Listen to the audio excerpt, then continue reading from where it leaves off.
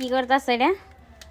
এটাই যে সেন মানে গাড়ি মানে একটু গন্ধুটাই পায় না, মানে সেন করে যে গাড়ি বাসনা করে, তার লাগে এটা সেন লাগাইছি। এই যে একটা অলরেডি লাগাইছিলাম, আজকে এক সপ্তাহ মতো হয়েছে, মানে একটার সেনে ভাল লাগে না, মানে আরেকটা লাগাইলাম।